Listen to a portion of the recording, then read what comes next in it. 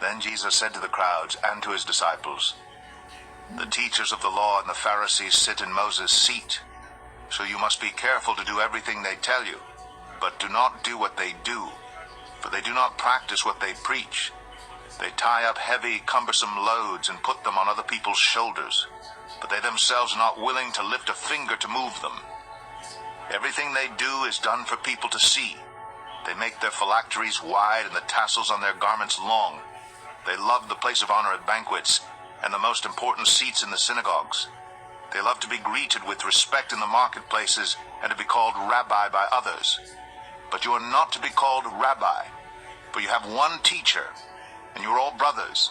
And do not call anyone on earth father, for you have one Father, and he is in heaven. Nor are you to be called instructors, for you have one instructor, the Messiah.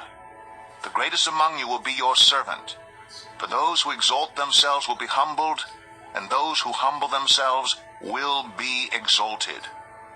Woe to you, teachers of the law and Pharisees, you hypocrites!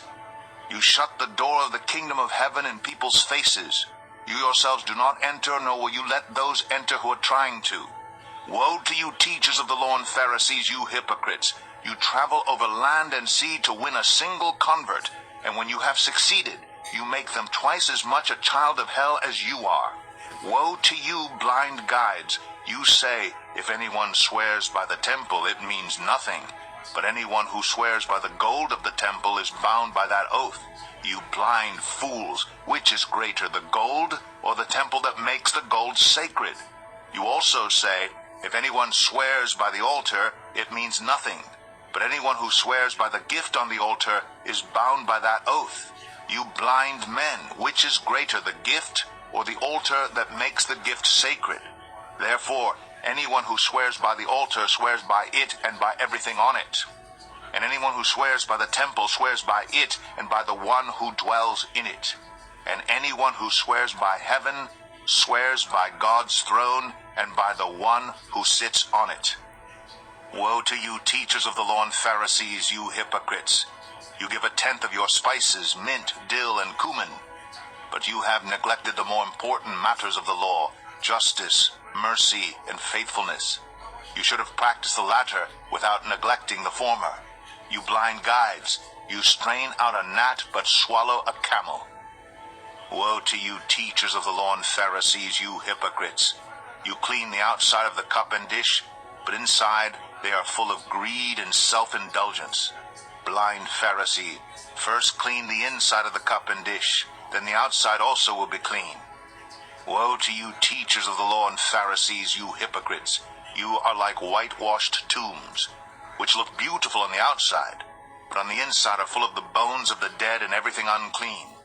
In the same way, on the outside you appear to people as righteous, but on the inside you are full of hypocrisy and wickedness. Woe to you, teachers of the law and Pharisees, you hypocrites! You build tombs for the prophets and decorate the graves of the righteous. And you say, if we had lived in the days of our ancestors, we would not have taken part with them in shedding the blood of the prophets. So you testify against yourselves that you are the descendants of those who murdered the prophets. Go ahead then and complete what your ancestors started. You snakes, you brood of vipers, how will you escape being condemned to hell? Therefore I am sending you prophets and sages and teachers. Some of them you will kill and crucify. Others you will flog in your synagogues and pursue from town to town. And so upon you will come all the righteous blood that has been shed on earth, from the blood of righteous Abel to the blood of Zechariah, son of Berechiah, whom you murdered between the temple and the altar. Truly I tell you, all this will come on this generation. Jerusalem, Jerusalem, you who killed the prophets and stoned those sent to you. How often have I longed to gather your children together, as a hen gathers her chicks under her wings, and you were not willing. Look, your house is left to you desolate, for I tell you, you will not see me again until you say, blessed is he who comes in the name of the Lord. Matthew